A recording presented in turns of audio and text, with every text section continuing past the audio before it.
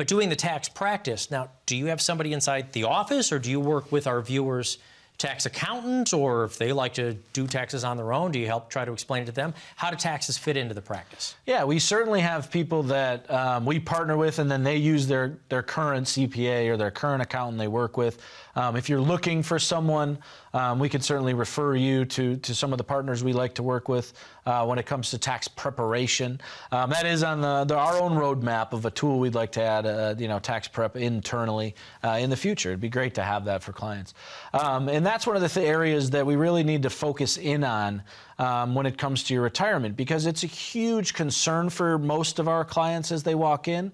And the strategic aspect of it is just, it becomes very interesting because it becomes complicated because with your current CPA, we might differ in opinion on paying taxes now versus paying taxes later. And that's one of the discussions we need to have, because a lot of times in order to be the most efficient tax plan for the rest of your life, we need to pay more taxes now. Right. And if we agree that that's the opinion, we need to go to your CPA and say, hey, we actually want to pay more taxes this year. Why? Because taxes are on sale, because we know taxes are at their lowest brackets they've been in 40 years, and we want to take advantage of the tax rates they are now in order to pay less tax later. So if you're of that opinion that taxes are probably going to go up in the future, then that might be a good reason to give us a ring. And this is fundamentally difficult to talk about. We understand. And when it comes to money, the decisions and choices we make are usually very personal. Yeah. So when you say to somebody, no, pay more taxes now, they're like, that's great. Why would I want to do that? No, the idea is to try to get more tax efficient down the road. So normally you go into your tax account and say, I'm going to do my taxes for this year. I want to pay as little as possible. And so when your CPA then speaks with a financial advisor who's of this different mindset, there's sometimes conflict. But once we explain, if you have a tax-free lane, it doesn't count against your Social Security, which means it's actually increasing your purchasing power later down the road. And the reason why it's difficult for me to talk about is because Billy had to write an entire book about it. To Roth or not to Roth, do you explain all the steps of how you actually do that here in the book? Yeah, To Roth or Not to Roth is a great book that really walks through a lot of education on retirement. We talk about education and entertainment here on the show, and it educates you on a lot of different topics when it comes to retirement. And we focus on retirement.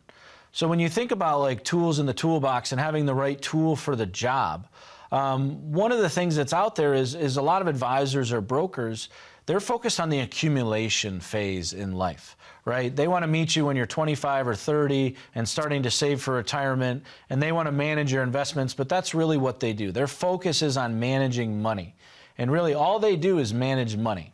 And that's okay. That's a tool, and that needs to be for a certain time of life. You need that tool in your toolbox. But when you approach retirement and all of a sudden things get increasingly more complicated, you need to have a variety of tools for the job, and you need to have an advisor that is focused on retirement planning. Because when it comes to Social Security decisions, when it comes to income planning decisions, when it comes to tax planning strategies and decisions in retirement, that is all we do each and every day, is work with clients. So if you're out there, you're 59, you're 60, you're 2-3 years away from retirement, and you're working with an advisor that really isn't addressing all the different topics we talked about today, that might be a great time to pick up the call and get a second opinion. And we do these all the times for folks where they're going to come into our office, we're going to sit down for that first foundation meeting, we're going to walk you through the process just the same as we would with someone that doesn't have an advisor. And we're going to come up with recommendations. And a lot of times those recommendations are a little bit different from what they're seeing.